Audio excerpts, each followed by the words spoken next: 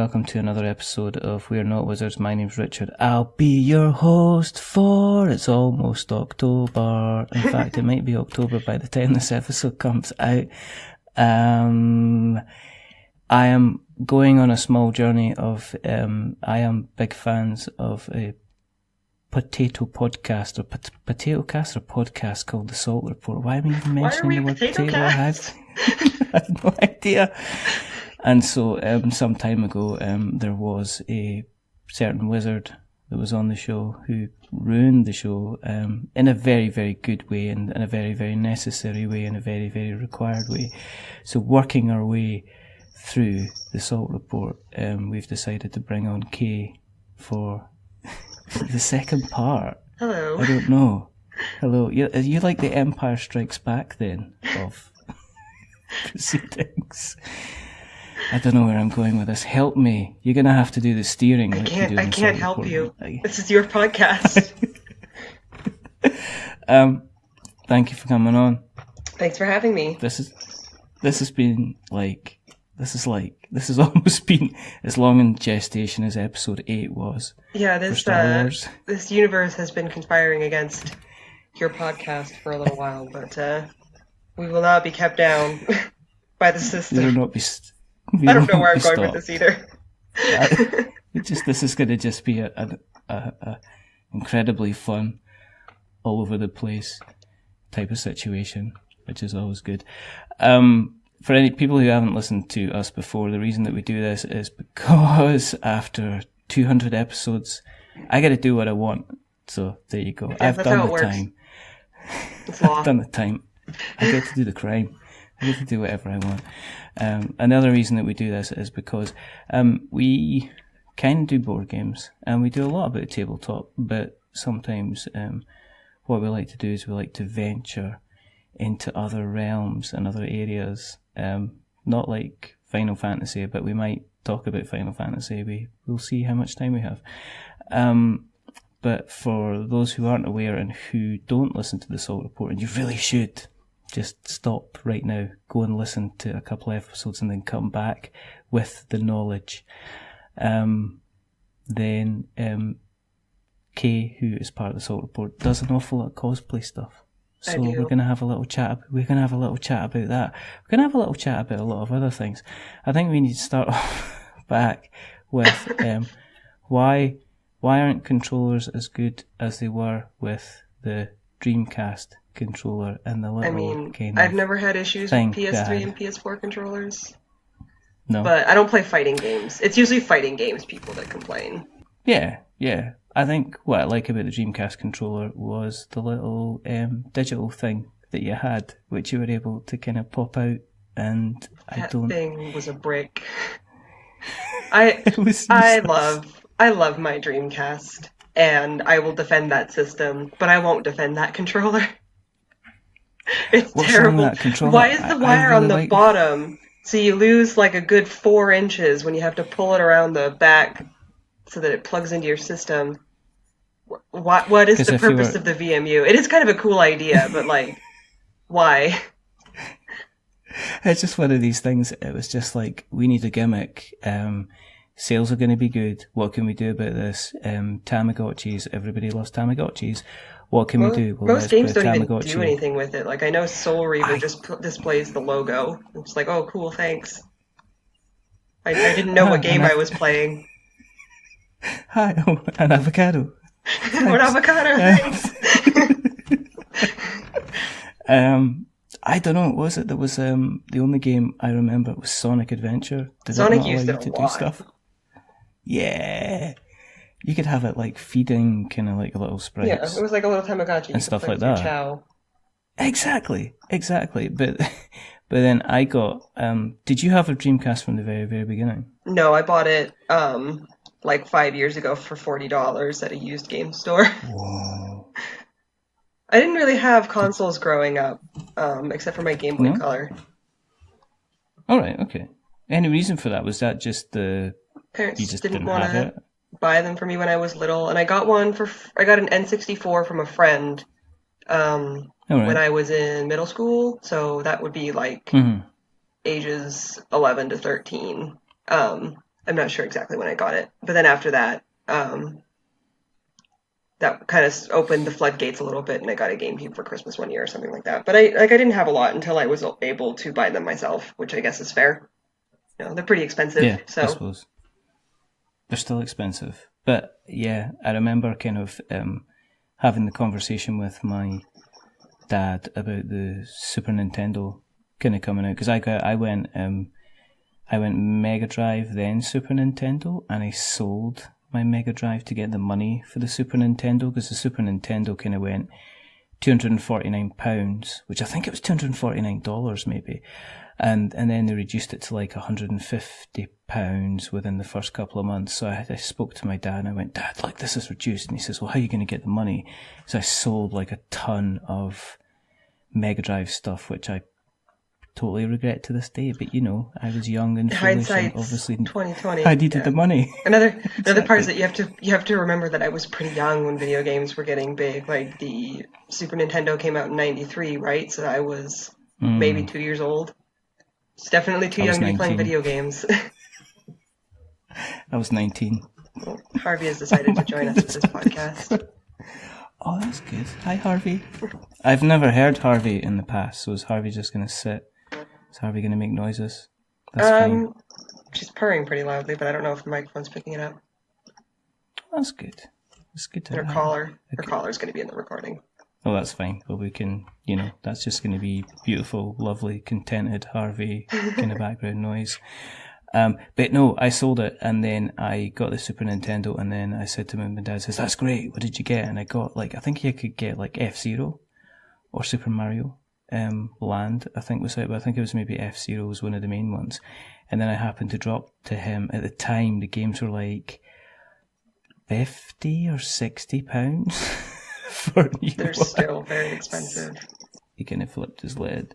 So, was the Dreamcast on a whim? Had you been after a Dreamcast for a while when you picked it up?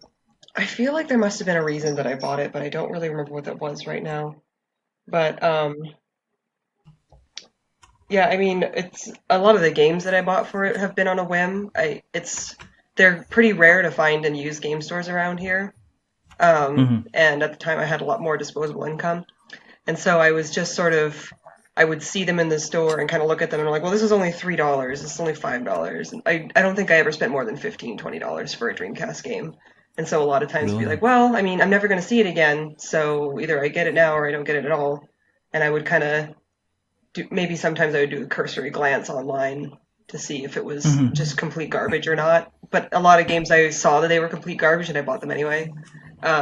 See The Ring, Terror's Realm, because I was like, this is definitely garbage, but I gotta.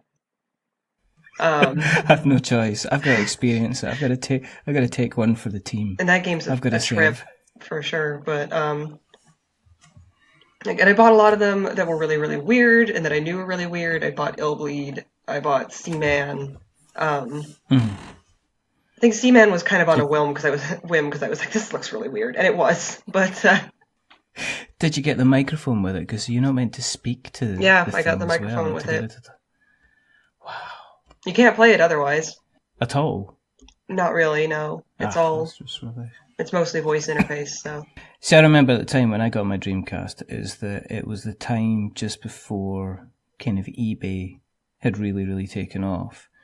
So I was in one of those, it's basically a pawn shop, but they kind of I guess they kind of made it more attractive and they called it kind of cash converters or something, or cash masters. Less stolen merchandise. Exactly. Do you know what I mean? Nicked out the back of somebody's car, at 2 p.m, up for sale. Or just, at 4 p.m, the store. Kind of thing. Exactly.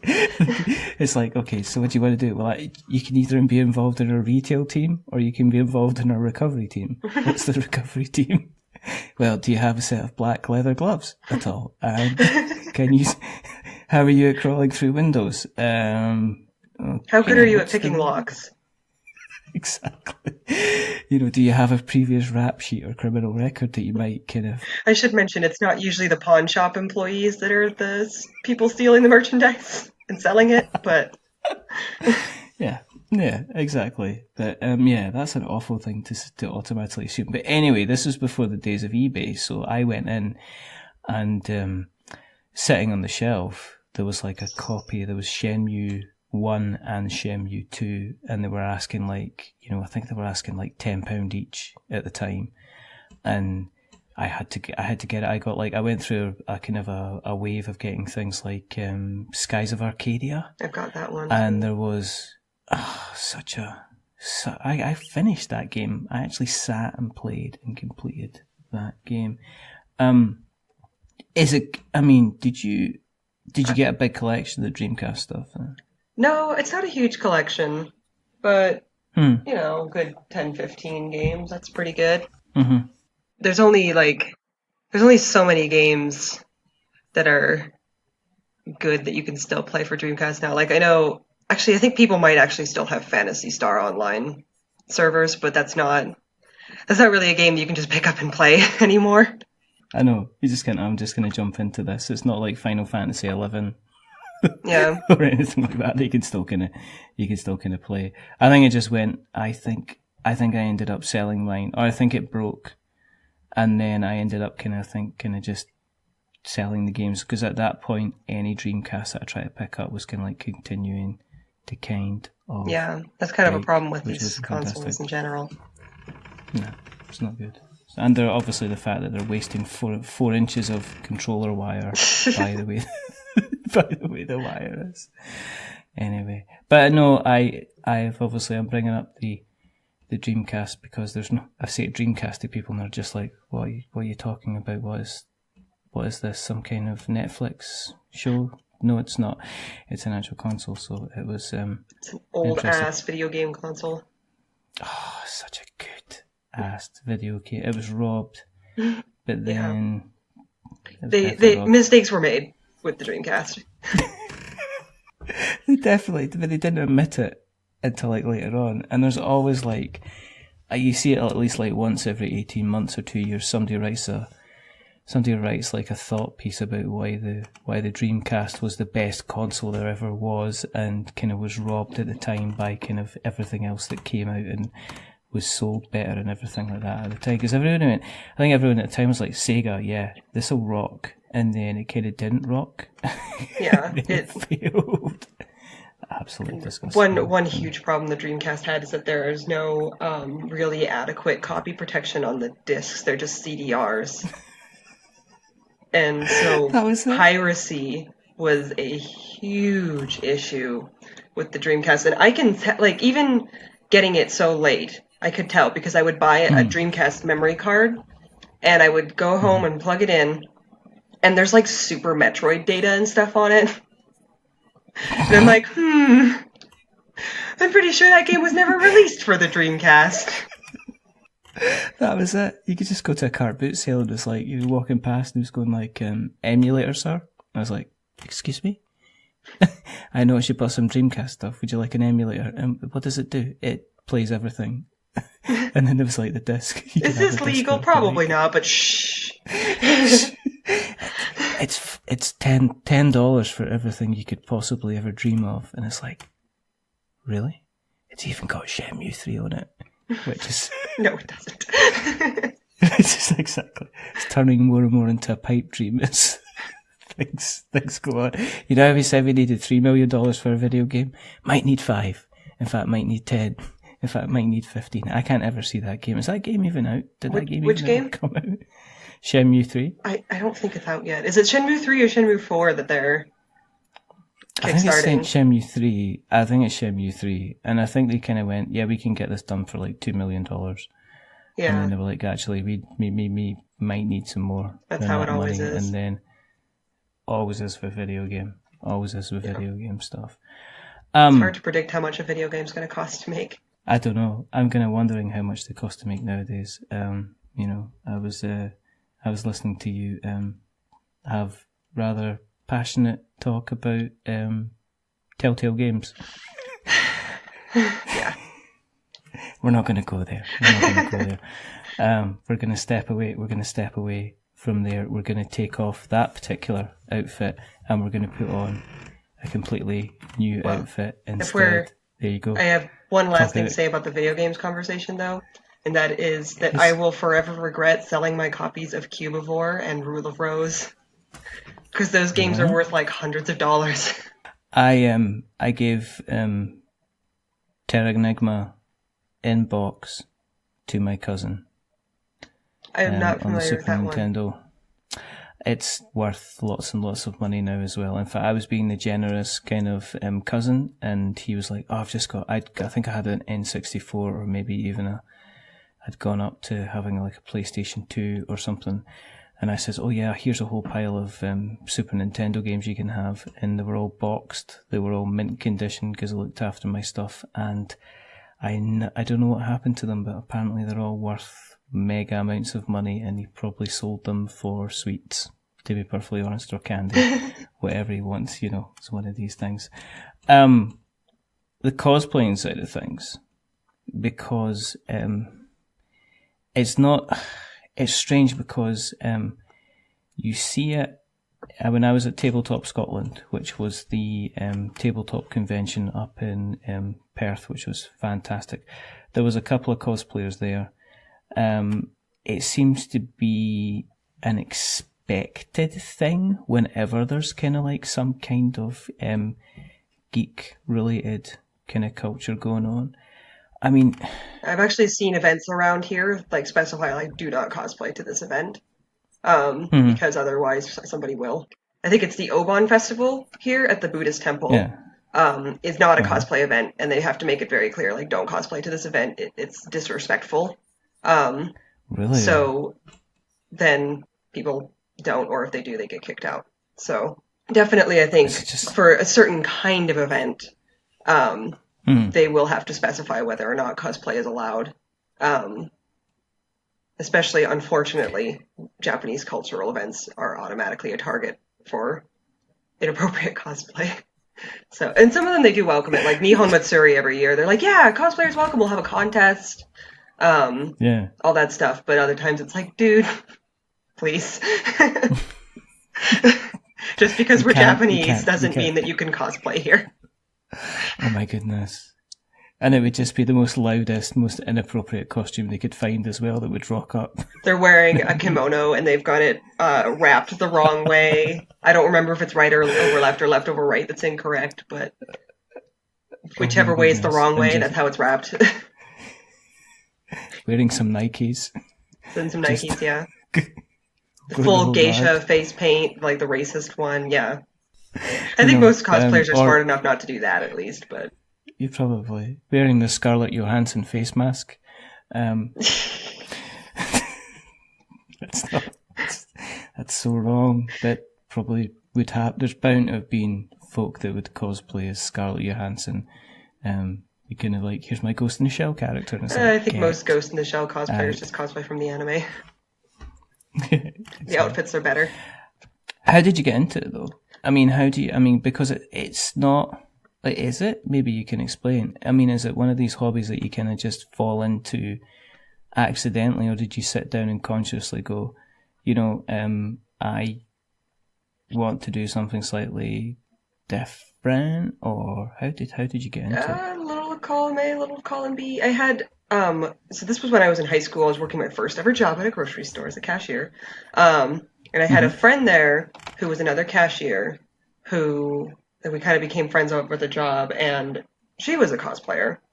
And she told me about the local convention, Anime Bonsai, which at the time was still at the Sheridan Hotel. They've since moved to a convention center in Davis County. But it was really tiny then, and she was talking about cosplay, and I kind of was like, oh, that's kind of cool. And I got into it from there. I took sewing lessons at Joanne Fabrics, and just worked from there. Practiced a lot, got good. Once I started sewing, I realized I really enjoyed it, so it kind of took off from there. Is it kind of? I mean, do you remember the first piece? Of course, you must remember the first piece that you kind of did. Yeah. I'm trying to remember exactly what order they occurred in, because when I went to this Anime Bonds and I didn't cosplay, and then the following spring I went to SoccerCon 2010 with these people. And that was my first out-of-state convention. and I would not go back for another 8 years. But because I went this past spring, but then that was the first time I'd gone in a long time. But I also went to Penny Arcade Expo one year, and my friends and I dressed as Pikmin. So that might have been first. Okay. Yeah. Unfortunately, I don't have pictures of that anymore. It was so long ago. But we made little hats and dressed all in our corresponding colors. And what color did you go as? I was the blue Pikmin, and my friends were the red and yellow Pikmin. Did you blue your face up? Did you put blue makeup on and stuff? No, we just wore the hats. You didn't? No. Didn't want to deal with the face paint. Face paint is a really good way to either elevate your cosplay or to make it way worse. But why? No, I don't get that. I mean, surely, face paint is the best way to do it. I mean, you've got to, blue. If you do it well, but I was 18. Okay. Years later, I would do Undying the Undying and do a good job on my face paint, but that takes hours. Is it like I've just spent myself sewing myself into this costume. I've now got to spend 3.5 hours kind of applying the necessary. No, you got to put the makeup on before you off. put on the costume, or else you'll blue your costume too. See, this is why you're on here. It's always like a case. This is like an unknown universe to me completely. Because normally it's like I see cosplayers and I'm like, yeah, I can't even. I don't even want to say hello or anything in case I say something that just makes me sound like an idiot. And you should always say that's really nice work. That's really, really nice work. That's really, it's like, and how long did it take to make that kind of thing? And it's just, don't want to sound like a fool. My favorite video ever was of these 3 cosplayers. They're dressed as Sailor Moon characters. And she made a post on Tumblr and she was like, so we got interviewed by a local news station about our costumes. And I took a screenshot at the moment where they asked us how much our costumes cost, and the looks on their faces are incredible. Like, there's like, Because that's one of the things, isn't it? It's like, it's not, do you know what? It's one of these strange things that still seems to be, is it gone commercial? Can you make cosplaying completely kind of commercial? Because I was thinking about a couple people have stuff. Yaya Han, Jessica Nigri, and Kamui Cosplay are the 3 I can think of off the top of my head. And I don't know, 2 out of 3 of those, I'm like, Jessica Nigri and Yaya Han, for all I know, could have full-time jobs as well. Because I don't follow them as closely, but I know that Kamui Cosplay does cosplay full-time, and she does YouTube videos that play into that. She has a book series. She has patterns that she sells. Yaya Han has a line of fabrics at Joann's and patterns at Joann Fabrics. So I know that like you can definitely make this into a business. But I myself have no desire to do that. But yeah, for sure, it's a thing.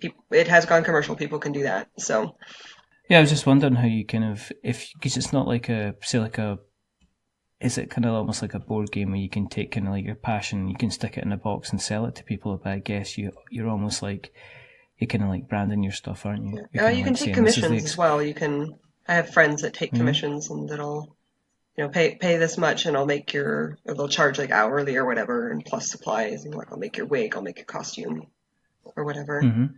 So how many have you made so far? I don't know. A lot.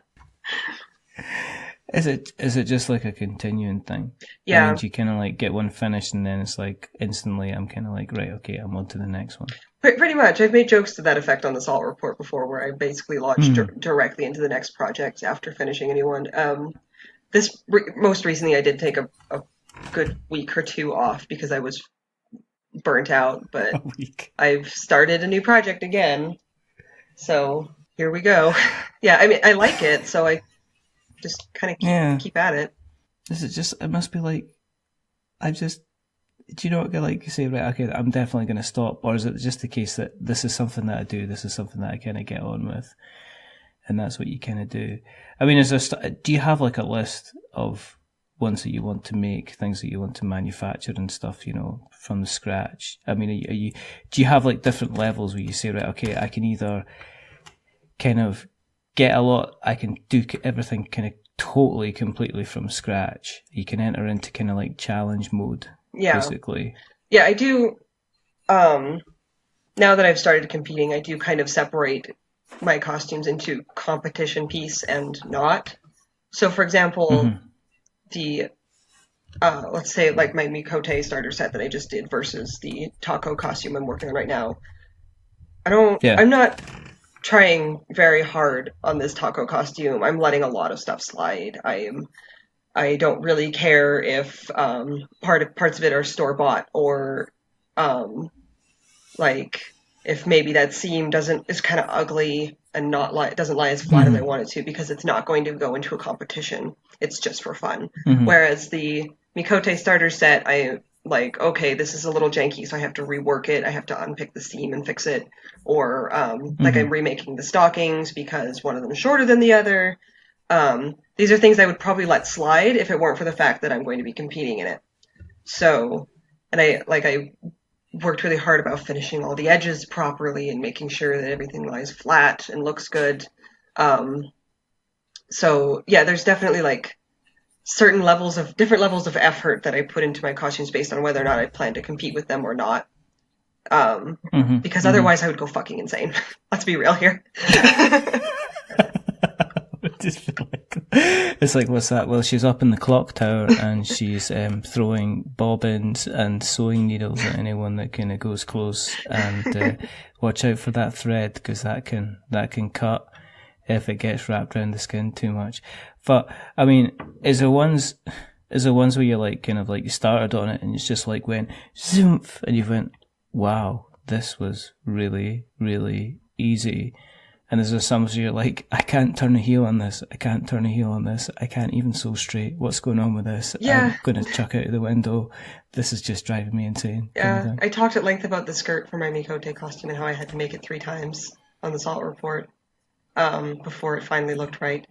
And then on the flip side of that, the shirt was the easiest thing I've ever put together, and it took me like 2 hours. So, I mean, it's individual parts, not necessarily whole costumes, but...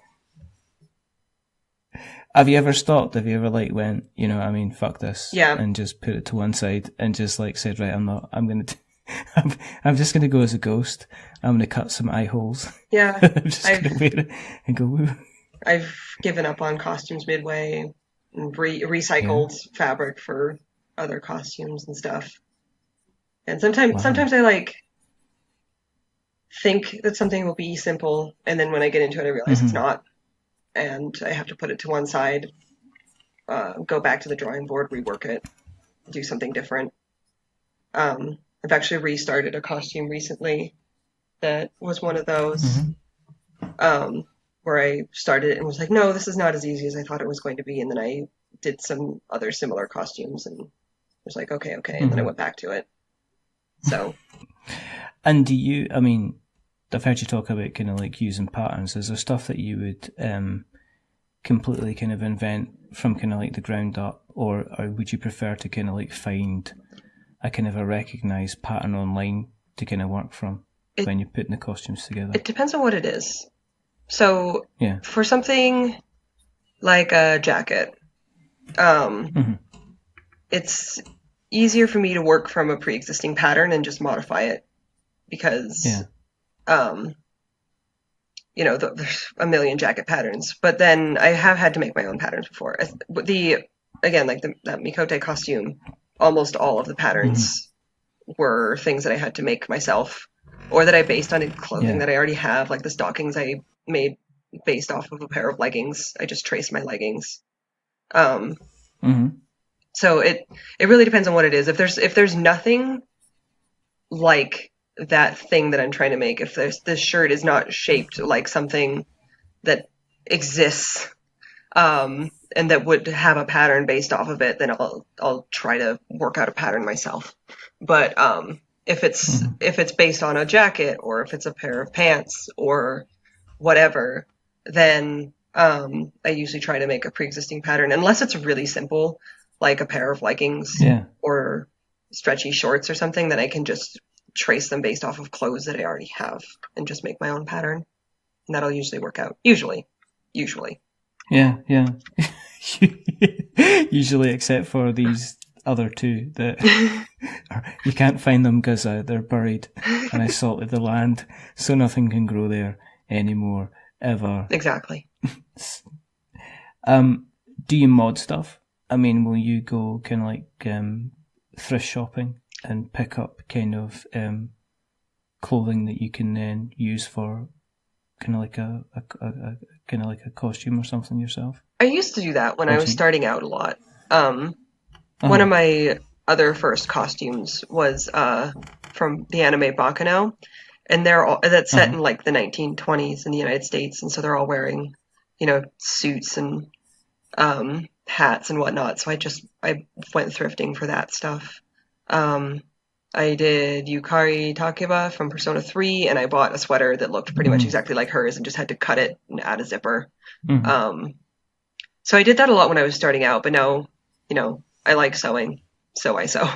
It's like part of the challenge. Yeah. In terms of the kind of the resource for the patterns then, is there quite a lot of stuff online? I mean, if I was starting out today and I said, okay, I want to, in terms of support, I guess, from the franchises or even the characters you're copying, are there kind of places you can go that can say, okay, if you want, say, this particular character, you can download an actual pattern from here? And is it you get kind of like direct support from the companies, or Square Enix? Do they kind of help people with stuff like that, or are they kind of like leave our characters alone? So cut you? It seems like recently a lot of companies are putting out cosplay reference guides for their characters. So it's interesting you mentioned Square Enix specifically, because Final Fantasy 15, every character has a reference guide. They're not very good, but they exist, and you can see the costume from all angles, at least, and kind of get a sense for like, oh, okay, so this shawl that Arden's wearing is like has holes in it, and it's not just like a weird pattern or something.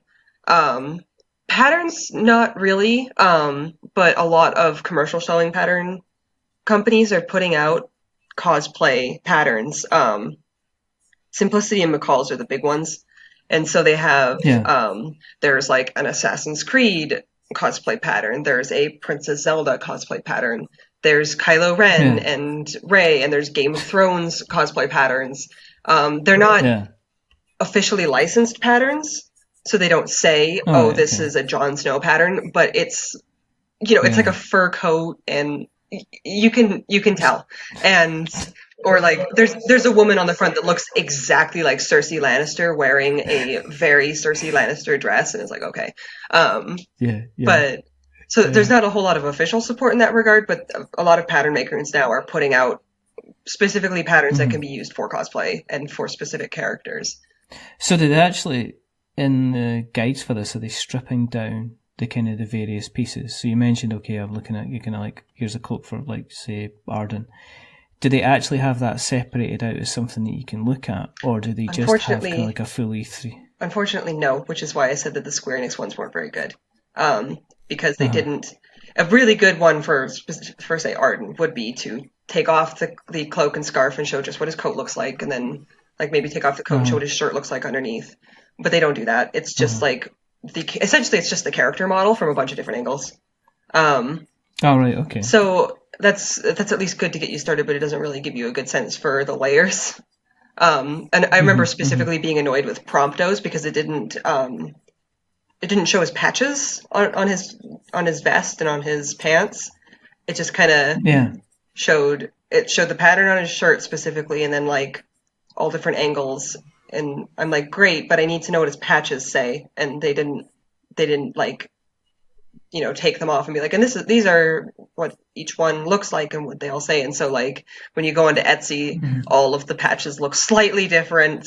Some are better than others. Square Enix is the one that I can bring to mind right now, but I know a couple of companies did more detailed ones for their characters. Is it catching on? As it's obviously becoming more and more yeah, it's getting kind of like the more, hobby, you know? it's getting more common. Okay. I think Dishonored did cosplay reference guides for Emily and Corvo that were pretty specific. Yeah. And that kind of showed like the pattern on Emily's scarf and whatnot. So if you're going, like, you can mention kind of like getting kind of like patches for things, so you could go into like places like Etsy and say, okay, I need to buy X, Y, and Z, and there'll actually be people that will make kind of like specific emblems, patches, which you can just like purchase kind of online, so you can use it for the costume rather than having to do the embroidery or everything. Yes. Kind of like yourself then. Yeah, for sure. You'll find all kinds of commissioners and stuff on Etsy and online and whatnot. Mm-hmm. But then also sometimes if there's a specific piece of the costume that is kind of universal and difficult to find. I'm trying to think of a really good example that aren't Prompto's patches, but I'm at a loss right now. But the Mikote starter set has a whole bunch of little charms and buttons and stuff on them. You can buy them on Etsy if you want. There's a whole bunch of people that are just selling those, and that's it, and not the rest of the costume. So, yeah, if there's any kind of like trinket or whatever that's difficult to make, and that a lot of people would be like, "Fuck it, I'll just buy it," it's probably available on Etsy. And that's like a little cottage industry. Then there's a lot of people that's all they're doing, kind of churning out, kind of those little pieces, specifically knowing that people will be buying it for cosplay. Yeah. Another good example is that when I cosplay Fang, I bought Fang's tattoos, temporary tattoos on Etsy. Wow. So people are going that far to kind of like be producing kind of stuff like that. Oh, yeah. That's pretty cool. Is that not like a kind of, you can get lucky with what you're kind of making? I mean, you know, for instance, if something becomes popular, I mean, does that happen? I mean, in terms of, with the kind of the popularity of kind of films and other media kind of coming out, do you kind of get waves of, you'll see like 1,000 people now, everybody's kind of cosplaying kind of Spider-Man now because of the latest film? There's always people cosplaying Spider-Man. There always has been. Comics are kind of a bad example of that because they've always been absurdly popular, and there's always been cosplayers of them. But like, especially for like, you know, the big ones, Superman, Batman, Spider-Man. But I'm thinking like Attack on Titan. When that anime first came out, I went to Anime Bonsai that fall. So it came out over the summer, and then that October, I went to Anime Bonsai dressed as an Attack on Titan cosplayer, along with a good 300 or 400 other people. Did you turn up? Yeah, we all turned up in the jackets and the belts, and I remember like when at the beginning of the day I was getting a lot of photos, and then at the end of the day I was getting none, and it was because they'd already seen 300 of me. I'm just like that. Move along. Yeah. We don't need anything else. Yeah, and past trends I can remember, Axis Powers Italia, Homestuck, both got really popular. Undertale right now, well, for a while, I'm not sure if it still is, but for a while it was really popular for cosplay. Just, you know, you definitely see trends, for, especially if the costume is relatively simple. As with Homestuck. I can imagine Undertale being quite easy to do if it's all kind of pixelated. Well, I mean, it kind of depends on how extra you want to be, for sure. I've seen, and that is kind of what's funny about these costumes, that you'll see ones that are a little bit lower effort, like maybe they just kind of assembled a costume that looks about right, and then you see the super duper extra costume where there's like Metaton, and he's got his theme song blasting out of a hidden speaker somewhere on his person, and made the entire costume, and they got the wings because they're Metaton Neo. Like, you know, it's pretty. You can get more. You can definitely like choose your difficulty settings. You've got the Toriels that are like face paint and a wig, or a Toriel that's like a full fursuit. You know, you can choose your difficulty setting on those. But I just want to enjoy the story, please. Yeah, that's what I'd be kind of going. I'd be kind of going for. But with that, I mean, is the K that's making the stuff, you know, now for cosplay? Do you look back on the stuff that you've made before and kind of, you know, shake your head a bit and go, what were you doing? Or are you kind of like saying, no, I've made the right progression. I'm proud of what I did in the past. I mean, if your skills got to the point where you're kind of like, yeah, I really know what I'm doing here. It's really only challenge. It's really only recently that I started to make costumes that I'm actually happy with after I finish them. Okay. Within the past couple of years, I've finally started to make costumes that I'm willing to wear multiple times because I think they turned out well. For a long time, I would be really disappointed in the finished result and kind of stuff it into a closet and forget about it afterwards. So finally, I'm kind of moving on to a point where my skill set's good enough that I'm not always completely disappointed in a costume, and that I will wear it multiple times, and that I'm happy with it, and I'm competing with them. And so, for sure, yeah, I look back on old costumes and I'm like, oh, it's so ugly, oh no. But, maybe I'm not being fair. You're always your own worst critic, right? So yeah. I mean, it's a case of like, when I'm kind of doing the art stuff, it's like I'll draw something and then I will wrap it in a brick and throw it through a window and go, I'm never ever going to try and draw that thing again because it's absolutely terrible. And then the next time I'll put something down like in pen and paper and I'll be like that. Yeah, I'm just going to walk away because that's pretty much as good as I'm ever going to get. And I think it's going to right with that. How long does it take to put something together? I mean, I know it's like you're saying, well, it depends on, that's a stupid question. It's like, how long does it take you to do your shopping? Depends. Look at my Cosplanner app and I can tell you from some of my costumes, because I mark basically how long it takes to make each costume. So let me see. Wow, you have an app? Yes, I do have an app that helps me track this stuff. Where's Ozra? He'll be a good test. How long did Ozra take to complete? 77 hours and 35 minutes on that one. About 3 months. Wow. And you actually kind of like every time you're doing the work, you're kind of like recording how long you're spending on it. Yeah. My Mikote costume apparently took 67 hours and 25 minutes. Oh my word. Over the course of about a month and a half to 2 months. So is there, I know you've mentioned this before, but is there like crunch time? Yes. On costumes? I mean, are you kind of like, do you try a case of it, I'm trying to plan here and get as much done as possible, but inevitably has there been a couple of times where you've like, let's get the coffee, and the full fat Coke on the go because this is going to be a kind of an all-nighter kind of thing.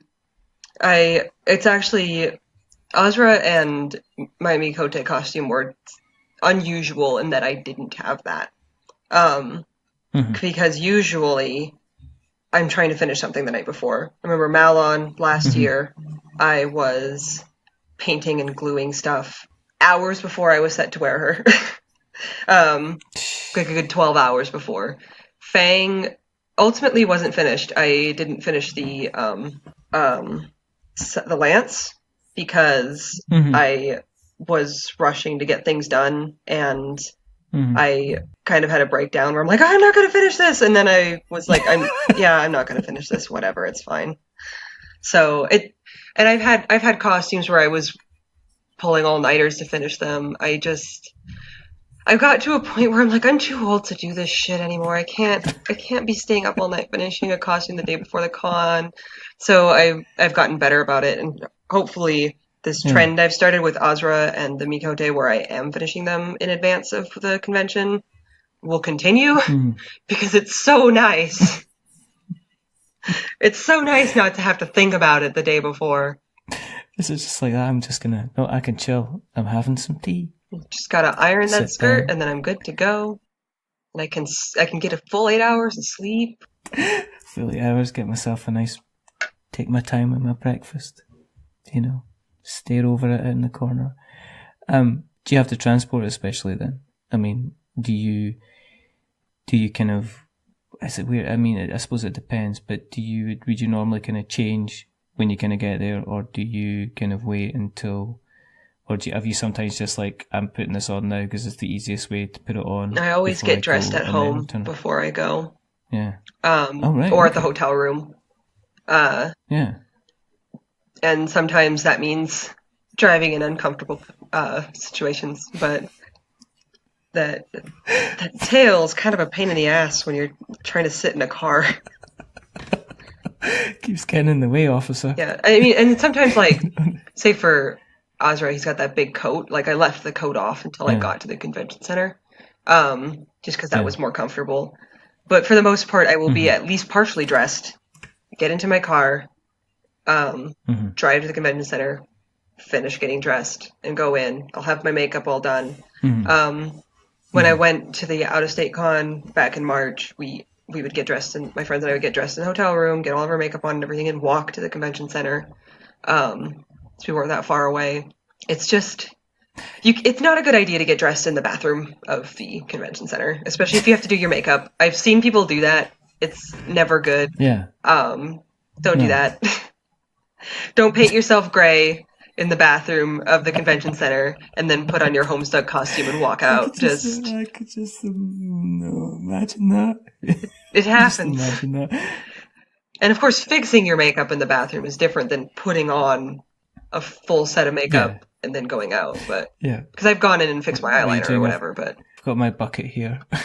I've got my sponge. Yeah. I've got my blue war paint. Got gray streaks all over the sink. In terms of, when you kind of like walk into the convention, do you get stopped? Do people kind of like stop and stare or ask for pictures? Does it depend on kind of who you're dressed as and what you're doing, kind of thing? When I'm outside the convention center, people will kind of like ask me what's going on usually. Kind of like in a worried kind of thing? No, they're just like, what's happening? Especially now that Salt Lake Comic Con's gotten so big, people will be like, is it Comic Con? Yeah. Yeah. So I remember at least when I was first doing this, people were like, what's happening? Yeah. And people coming up to you and going, are you okay? Yeah, I mean, people now, like, people know what Comic Con is. It's gotten a lot bigger. So they're like, is it Comic Con? Yeah. Is it Comic Con right now? Why are all these people dressed up? People don't usually ask me for pictures. I've had people like poke parts of my costume without asking. I've had people take my picture without asking. Like when I was in freaking Target trying to get a coffee. It is really frustrating. The worst, most recent one I can think of is when I was wearing that stupid Choco Mog Festival costume, and people kept swatting the bulb on the top of my hat. Like, don't do that. But because they get signs nowadays. I mean, at most kind of conventions nowadays, you do get the sign coming up which is saying like cosplaying isn't consent. Yeah, but those only stay in the convention center, and the Norbies outside don't see them. So yeah. But I mean, people should have common sense and realize that it's not cool to touch people without their permission. Exactly. But you'd think that people would go like, oh yeah, I'm just going to check because it's such a cool costume.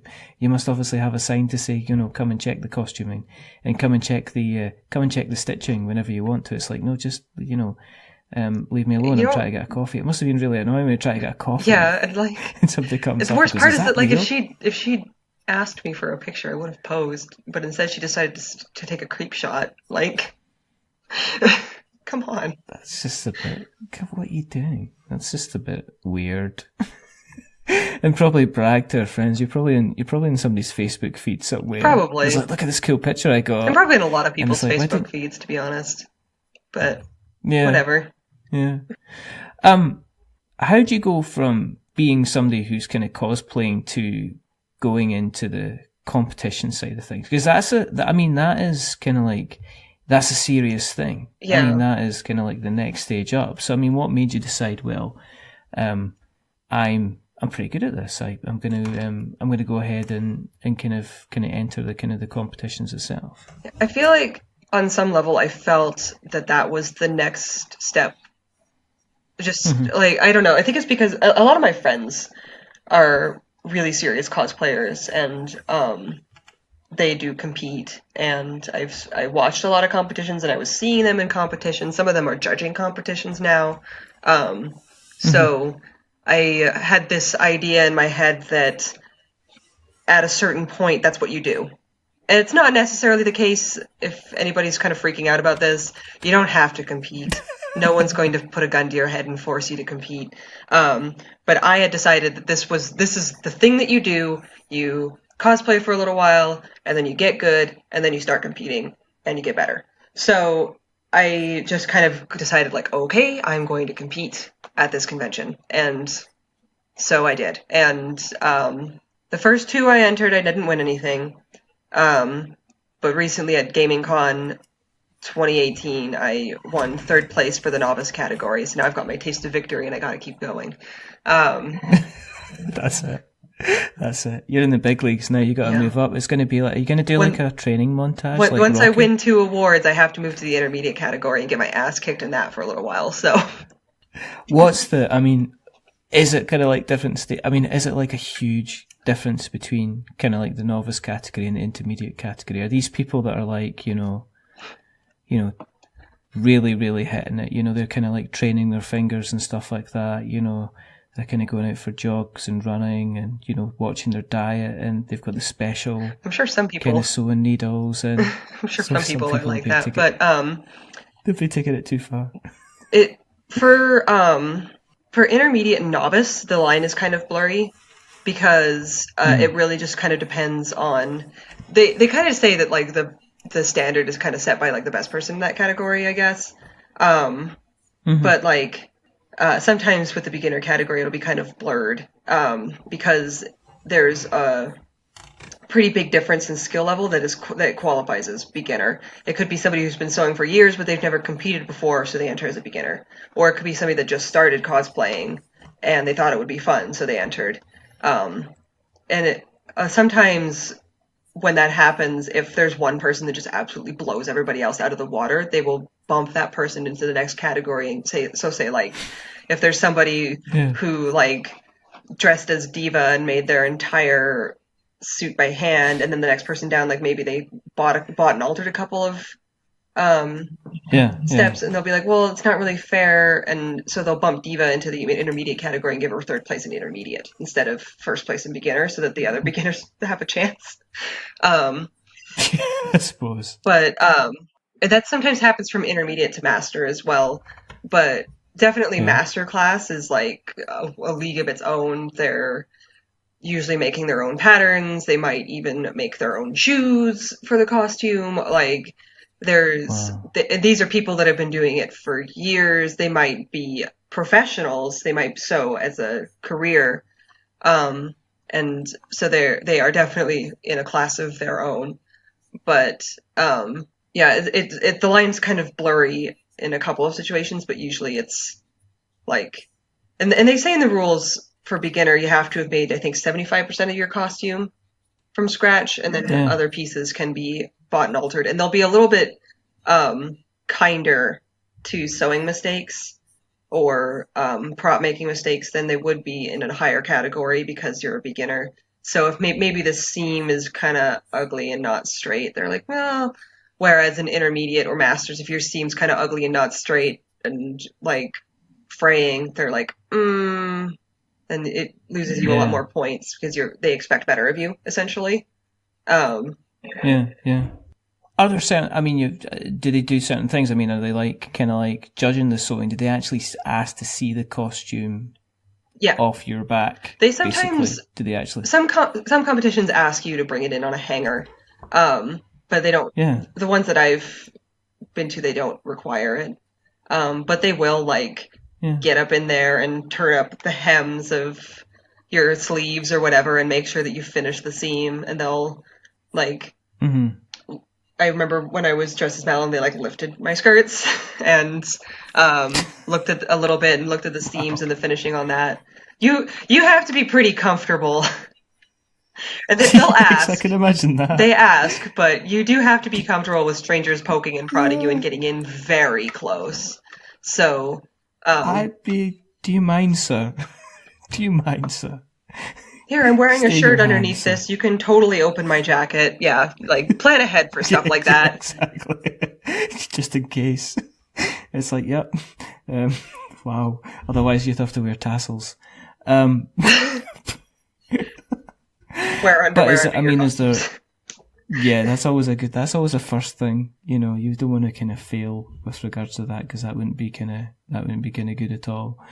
But is there kind of like other kind of like well-known kind of judges in the circuit that people kind of look out for, that people kind of know? Yeah. In there that you kind of like. Yeah. Locally, I mean, they pick local cosplayers. So locally, some of the judges for these competitions are well known. Have a lot, like I'm friends with some of the judges at these competitions because we have similar hobbies and run in similar friend groups. Surprise! They also tend to have sometimes like bigger conventions will have industry group judges. So people who do this for a living. I remember one of them was dressed as Edna Mode one year, and I just. Oh, wow. Could you think of a more perfect costume for a cosplay contest judge, honestly? I just can't. But, yeah, they'll have industry judges, they'll have local cosplayers.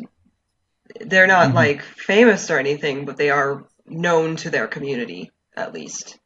Yeah, I mean, they'll be known within the circles. I mean, there'll be people going around saying, who do you know? Do you know who's judging you? And I guess the judging will be kind of important. I guess different judges will appreciate certain effort that goes into kind of certain things. Yeah. I mean, you mentioned the kind of the master classes of you. I mean, is there costumes that you've seen where you've just been like, that's really kind of cool, but also I totally want to know how you've done that. Well, the nice thing about these things is that usually you can just go ask them. And I have on a lot of occasions been like, how did you make this piece of your costume? Is this iron-on vinyl? Is this applique? So, yeah, I mean, for sure, I've just gone and asked people, how did you make your costume? And they're usually very, very willing to talk about it. So, yeah. Put a lot of work into something, and if somebody's like, how did you make this? You're like, well, let me tell you. Sit down. Here, have a coffee. I've got myself a thermos. I'll pour you out one just now. You know, I've got a presentation you can go through, kind of thing. That's pretty cool. I mean, is that where you're kind of heading to? Are you trying to head towards the kind of the master levels? Or you got plans? That's the kind of the end goal with this. I guess it would be nice if it happened, but I'm not striving for it necessarily. I mean, there's always room for improvement, and it would be great to. And I'm always trying to improve on my sewing and my skills, but I'm not necessarily, my goal isn't necessarily to compete at the master level. It's, this is a hobby for me and not, like, a job, so I won't be super upset if I never quite make it there, but... Yeah. You're not going to be in the next 6 months go, and here's my Patreon where you can come on and support me, and here's my website where you can buy my kind of patterns, because I know there's a lot of, I know it's like one of these things. I mean, but it's it's like one of these things where there's the temptation to say, well, could I turn it into something I could kind of do full time? But then that's the problem when you turn it into a job, and I don't want to give it up for this. So, what's the dream costume? Have you got one that you'd love to kind of like make, or you just keep it? Is that not something you would share because it's your dream? Well, it's I don't know. Everything that I can consider a dream costume is one that I'm either currently working on or planning on making sometime in the future. So it's. All right. Okay. I saw there's a cosplayer named Melinda Chan that did a cosplay of the Storyteller Bard set from Final Fantasy XIV, and it looks so awesome, and I would like to make something like that. So okay, so that's the next one. I mean, probably won't happen for another year or more, but it would be cool. But I mean, a year's not that kind of far away if you think about it. Really, I guess. I mean, that's a pretty kind of like, we'll have to come back. You have to come back in a year and just let us know, or if you're listening out in the So I started exactly. So I started this, and I've managed to glue all my hands together. And oh yeah, I do that a lot. I glue myself to my costumes all the time. Is it an injury? I mean, is it an injury-prone kind of thing? Do you ever like kind of see somebody and they kind of like go, glue gun then? And they went, yep. Yeah. Well, I mean, I don't recognizable looking injuries. I burn myself with my hot glue gun all the time. I have super glued myself to things. I have cut myself with scissors, sewing needles, wow, pins, X-Acto knives. See, I don't know why I'm laughing at the fact you've hot glue gunned yourself, but I'm kind of like wincing at the fact. What can you do about it? Wipe the glue off? Well, now you've just burned your other hand. Congratulations, you schmuck. Just totally. I'm just gonna have to sit here and suffer until guess this I'll sucker die. kind of dries out, and I can be like, oh, exactly. Guess.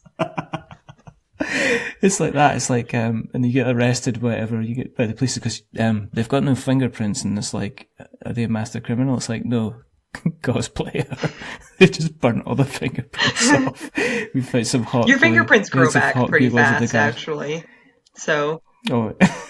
There's no way to permanently remove your fingerprints because the skin on your fingers grows them back after a while. See, that's another popular misconception just thrown. Yeah, if you've ever seen that movie, Seven, with yes. Brad Pitt and Morgan Freeman. Yeah. Kevin Spacey had to keep cutting his fingerprints off because they were growing back. So. I remember that. He had these kind of like he's got his fingerless so he's got band-aids on his fingertips. Yeah, that's not a nice vision that I want to have in my head at all. That's fine. You know, you live and learn. You move on. It's a good movie, though. I'm not feeling queasy at all.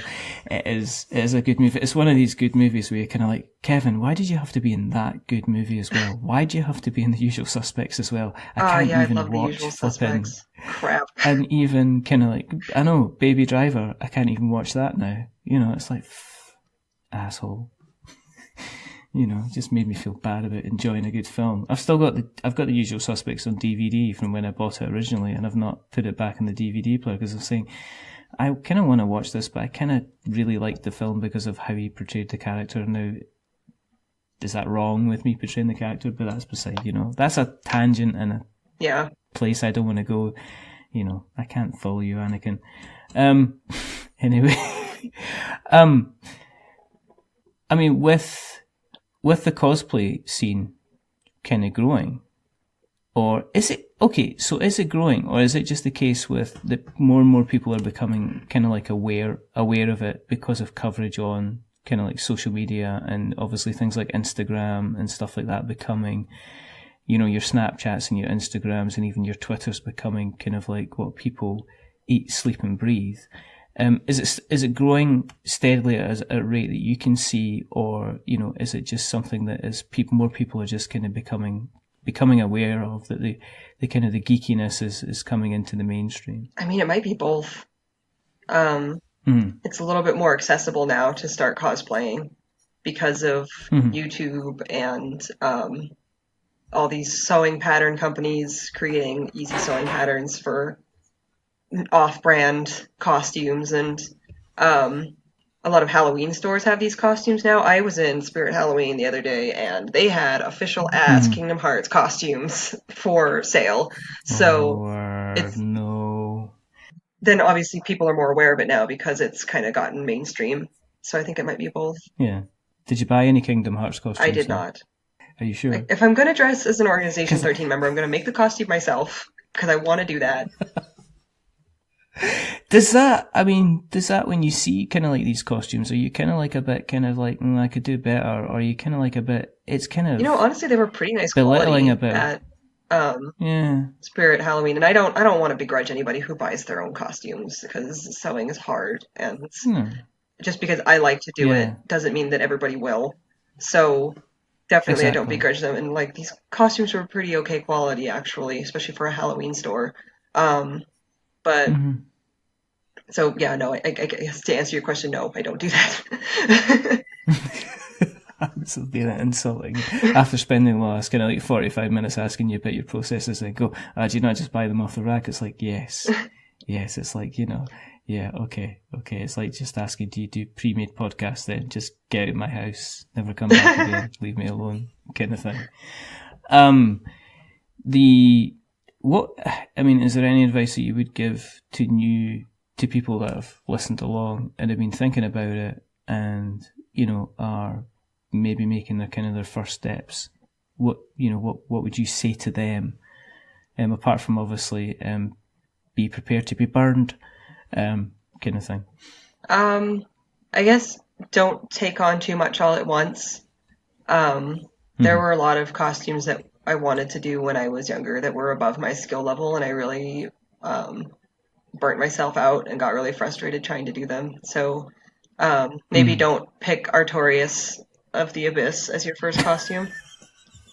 I didn't. I'm just trying to come up with a random example. But and if you are going to do something that like armor making or something that you've sewing, if you've never done it before or something, make sure to do some research, and it's easier than ever now to learn how to do these things because of YouTube and tutorials online and stuff. So just do some research and figure out what you're doing before you start, so you don't waste materials that way. Is it expensive? Yes. I mean, do you shudder to think how much money you've actually spent on? Well, the thing about that Cosplanner app is that I keep track of how much money I spend on my costumes, and it hurts. It's just like that. I joke a lot on my own podcast about how I that new game came out and I want to play it, but I just spent a whole bunch of money on fabric. Yeah, that's the reality of it, is that you have to pick one or the other. Unless you're filthy stinking rich. Which I'm not, but I could get Spider-Man, or I could buy this. Or I could buy some faux suede. Costume later on. Exactly. You've got you've obviously mentioned the podcast. The Salt Report is like my second home, if I'm not on hassling you guys. It's basically it's kind of like one of the most free form, talk about anything, kind of easy to get into, non-pretentious type podcasts I kind of listen to, which is why I like it so much. And you kind of never know what's kind of going on. You can predict. And you can't really. You can predict at some point there is going to be. You can predict that I'm going to talk about Final Fantasy XIV and cosplay. I stayed away. Do you notice I completely stayed away from Final Fantasy XIV because I wouldn't want to embarrass myself because I don't know anything about it. I'm too stupid to play Final Fantasy XIV, but it's not going to stop me. I'm not going to be looking at chat windows, and it's like I listened to that because the latest episode you talk about like the frustrations of dealing with people. I went on a lengthy rant about people not being nice to newbies. It was a fantastic vintage rant of epic proportions, and it was very, very well. It was well stated, and it was absolutely justified to say that if you are dealing with somebody who's obviously new to a game, cut them some slack, especially if it's multiplayer, But anyone that's listening just now, if you haven't checked out the Salt Report, then check it out. There'll be a link in the show notes so you can kind of check along. There's yourself, Kay. There's Jake, my boy, and then there's Jesse as well, who is the filthy wizard who we've heard from before. That's kind of about it, isn't it? It's like fun. It's just popular culture. It's a very, very good laugh, and it's highly recommended. And also follow them on the Twitter as well at Podcast to Salt. Keep up with their kind of their updates at Podcast Salt. If they want to keep an eye on what you're up to, where do we find you on the interweb nets? You can find me on Twitter and Twitch as Humanity Upgrade, and then if you specifically just want to follow my cosplay exploits and don't want to deal with my other bullshit, you can follow me on Facebook or Instagram at Crowfeather Cosplay. What we'll do is we'll put these into the show notes, so we've got notes to show. Thank you very, very much for coming on. Look, guys, if you're listening just now, you're just like, that wasn't tabletop. It's like, well, deal with there it. Are other creative forms. Get over it. People tabletop cosplay, just not me. So look up Warhammer 40k cosplay sometime. It's incredible. Exactly. That is, and maybe you'll have, you'll see kind of like the amount of work and have more respect for kind of what goes in when you're kind of creating those costumes. So it's been a little diversion, and I've thoroughly enjoyed having a chat with you. It's been a lot of fun. Thanks for having me on. It's been long overdue as well. Yes. No, it's been really, We've been talking about this for ages. We have been too long, but good. If you want to keep an eye on what we are up to, and I cannot talk, you can go to the various places, Twitter, We're Not Wizards, Facebook, We're Not Wizards, website, we're not wizards.com, we're on Tumblr. I have no idea. That's Jessie's fault. We're on Tumblr. I can't even talk about it. I kind of fell down that well, and I'm like, I don't want to be here. I don't know where I am. I think every now and again about creating a Tumblr for my cosplays, and then I'm like, no, I'm not going to do that.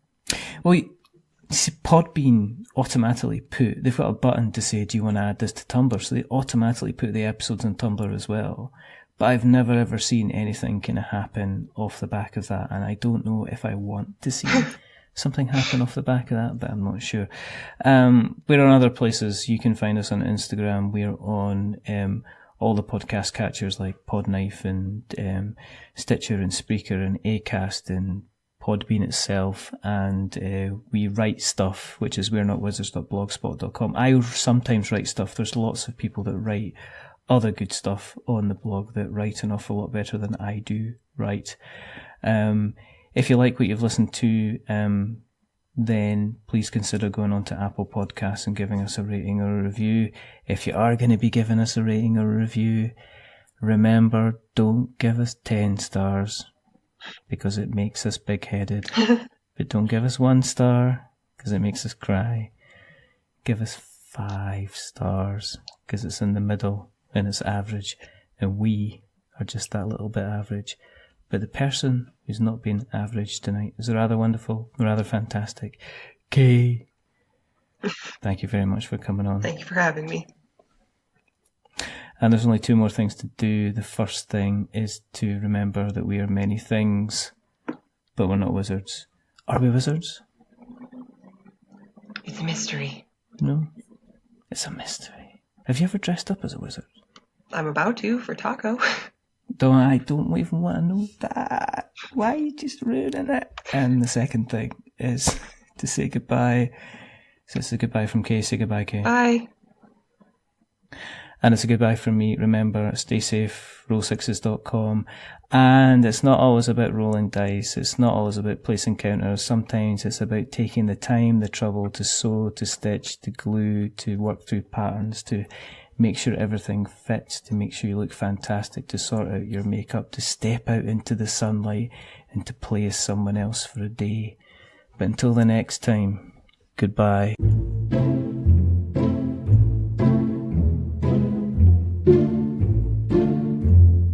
A wizard is never late.